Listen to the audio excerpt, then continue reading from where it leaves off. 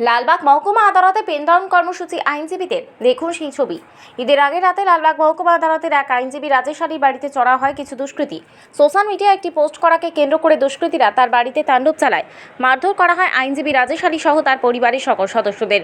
মুর্শিদাবাদ থানার তেঁতুলিয়া গ্রাম পঞ্চায়েতের অন্তর্গত সিঙ্গা গ্রামের ঘটনার পর মুর্শিদাবাদ থানায় লিখিত অভিযোগ দায়ের করেন ওই আইনজীবী। পুলিশ তদন্ত শুরু করেছে, কিন্তু এখনও পর্যন্ত কেউ গ্রেপ্তার না হয়। লালবাগ মহকুমা আদালতের শ্যামা সুন্দরী বার অ্যাসোসিয়েশনের পক্ষ থেকে পেনডাউন কর্মসূচি গ্রহণ করা হলো বুধবার পেনডাউন কর্মসূচি পালন করেন আইনজীবীরা। বৃহস্পতিবারও আলোচনা করার পর পেনডাউন কর্মসূচি রাখার কথা জানিয়েছে বার অ্যাসোসিয়েশন।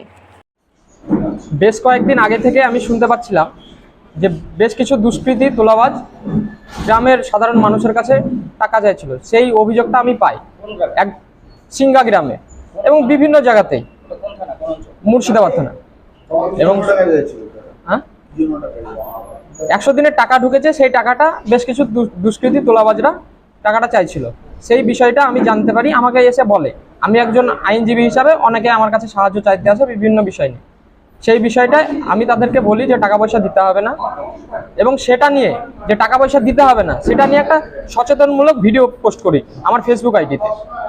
তারপরেই সেদিন সন্ধ্যে 7:30টার সময় বেশ কিছু দুষ্কৃতী তারা পার্সোনাল নেয় ভিডিওটা নিয়ে এবং আমার বাড়িতে এসে আক্রমণ করে। বিভিন্ন আগ্নেয়াস্ত্র, লাঠিসোঁটা নিয়ে আমার বাড়িতে আক্রমণ করে। আমাকে এবং আমার দাদা, দিদি, ভাই, আমার মা, আমার ছেলে সবাইকে আক্রমণ করে। এবং মুর্শিদাবাদ থানায় আমি যখন জানাই, তারপরে মুর্শিদাবাদ থানা গিয়ে কোনো রকমে সমস্ত পরিস্থিতি ঠিক করে। না, কারোর নাম উল্লেখ করেনি বা কোনো প্লেসেরও উল্লেখ করেনি। আমি শুধু একটাই বার্তা দিয়েছিলাম যে কাউকে কোনো টাকা পয়সা দেবেন না, সরকারি পরিষেবা ফ্রিতে হয়। আমি সেটা সব ডিটেলসে জানি না। অনেক লোক ছিল, 150-200 লোক ছিল। এবার সবাই কে কোন দলের সেটা বোঝা মুশকিল ছিল। হ্যাঁ, চিনি। আমাদের গ্রামের প্লাস পাশের গ্রামের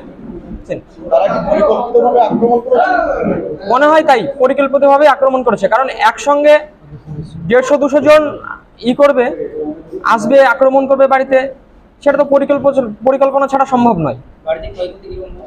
ক্ষয়ক্ষতি বলতে দরজার একটা সাইড ভেঙে গেছে, লোহার দরজা। তাছাড়া বাড়িতে অনেকগুলো আধলা ইট পড়ে আছে, বাস পড়েছিল। আমি, আমার দাদা, দিদি, আমার একটা ভাই, আর আমার যে বাচ্চারা আছে আমার বাড়িতে 5-6টা বাচ্চা আছে। 1 বছর থেকে 6 বছর পর্যন্ত 5টা বাচ্চা আছে। তারা সবাই এখন প্যানিকে রয়েছে। বাচ্চাগুলো এখনো বলছে যে ওরা আবার আসবে কিনা। হ্যাঁ, থানাতে অভিযোগ করেছে। এখন পর্যন্ত আমার কাছে কোনো খবর নেই যে তারা অ্যারেস্ট হয়েছে বা কিছু হয়েছে। আমি চাইছি সঠিক বিচার হোক, আইনের মতো কাজ করুক, এবং সবাই যারা দোষী, যারা উপস্থিত হয়েছিল, তাদের আইনের আওতায় নিয়ে এসে বিচার হোক তাদের। ওটা পরবর্তীকালে আমাকে করতে হয়েছে, বাধ্য হয়েছিলাম কিছু কারণ।